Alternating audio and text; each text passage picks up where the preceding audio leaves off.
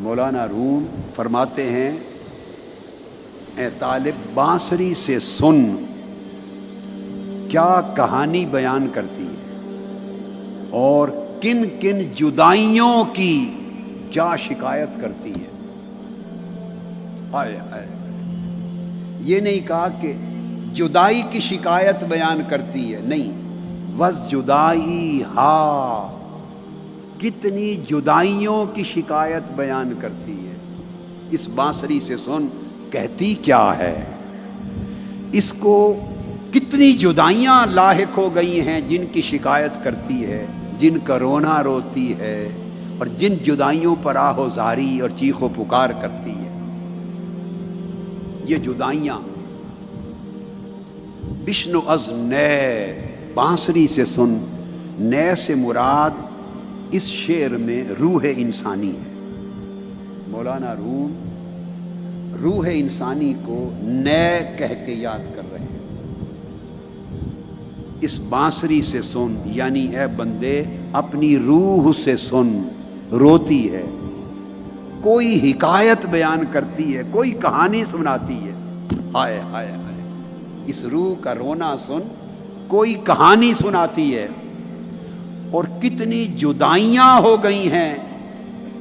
کس کس شے سے جدا ہوئی ہے، اس کا شکوہ دکھڑا سناتی ہے۔ وہ روح ہے۔ روح ایک وقت میں عالم ارواح میں، عالم ملکوت میں رہتی تھی، عالم ملکوت میں رہتی تھی۔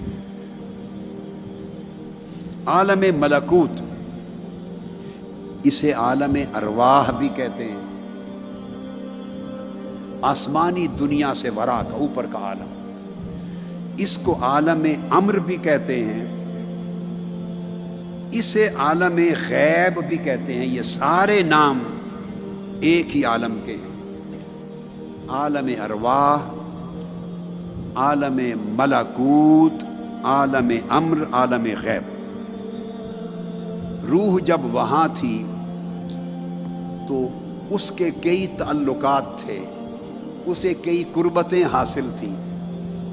پھر رب کریم نے جب فیصلہ کیا کہ روح انسانی بدن میں ڈالی جائے گی،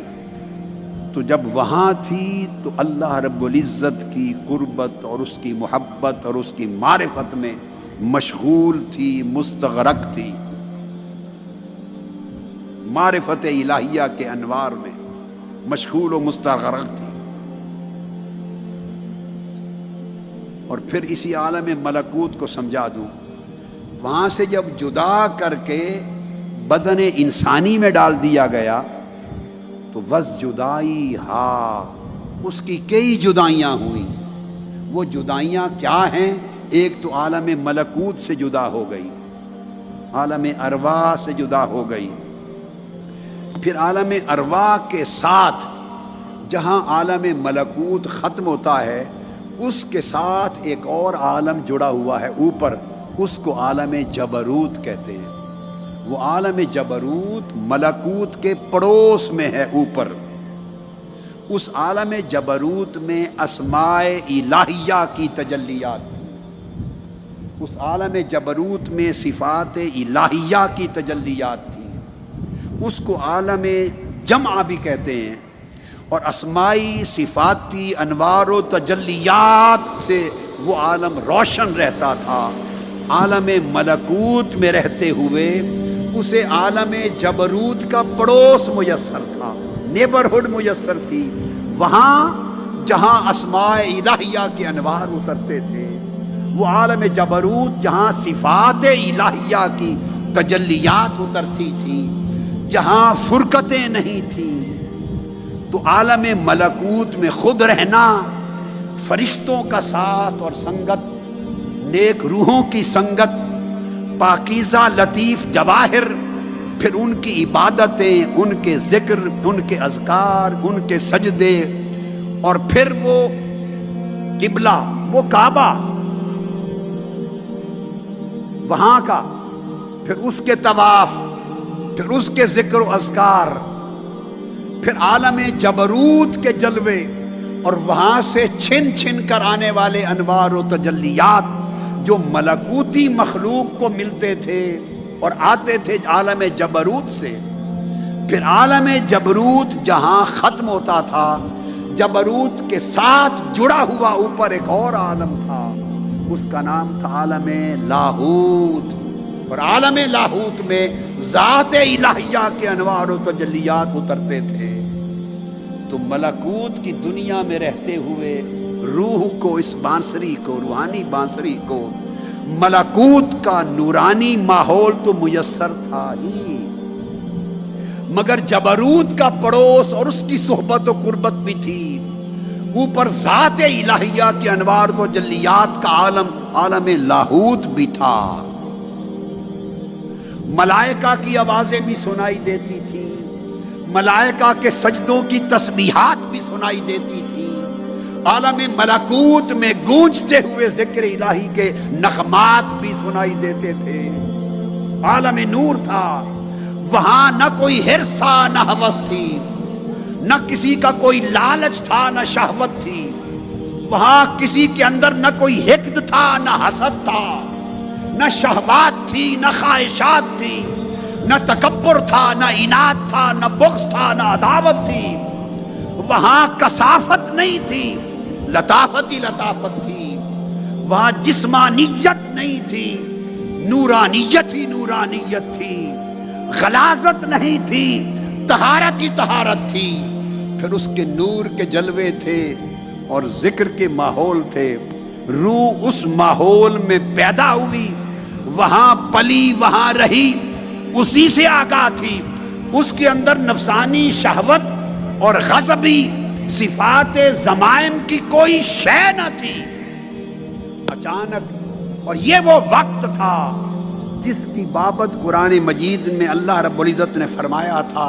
لَقَدْ خَلَقْنَا الْإِنسَانَ فِي أَحْسَنِ تَقْوِيمٍ، انسان کو احسن تقویم میں پیدا کیا۔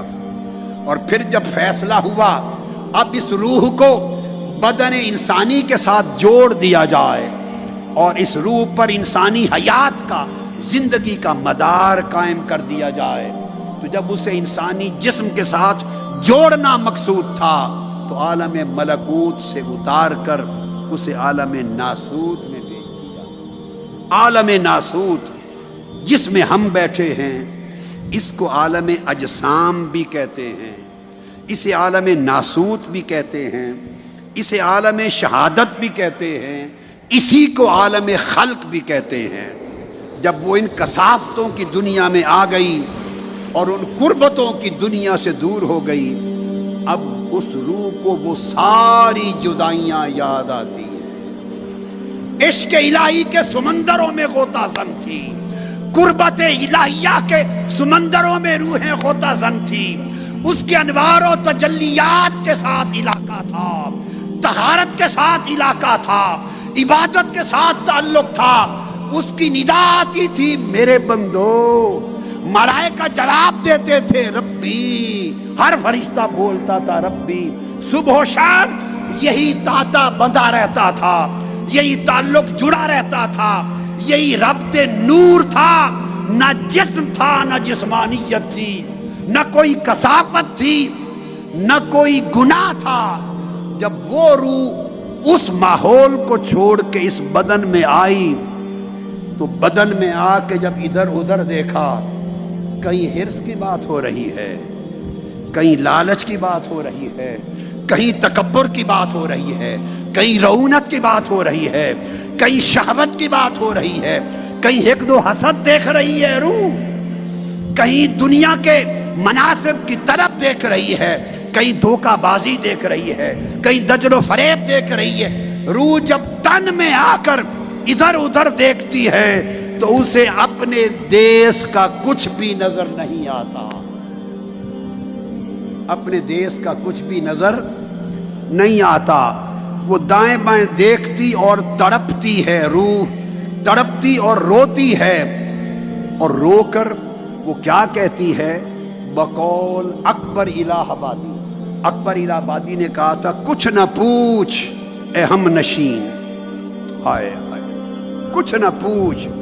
اے ہم نشین، میرا نشے من تھا کہاں، کچھ نہ پوچھے ہم نشیں میرا نشے من تھا کہاں، اب تو یہ کہنا بھی مشکل ہے وہ گلشن تھا کہاں، اب تو یہ کہنا بھی مشکل ہے کہ وہ گلشن تھا کہاں، اب تو اسے یہ بھی یاد نہیں وہ دیس کی گلیاں کیسی تھی۔ وہ بہت سی جدائیوں کو روح دیکھ کر تڑپتی ہے، اس کے تڑپنے کو آغاز کرتے ہیں مولانا روم کہ اس روح کی سن کیا شکایت کرتی ہے، کن جدائیوں کا تذکرہ کرتی ہے۔ بشنو ازن چوں ہی کایت می کند وز جدائی ہا شکایت می کند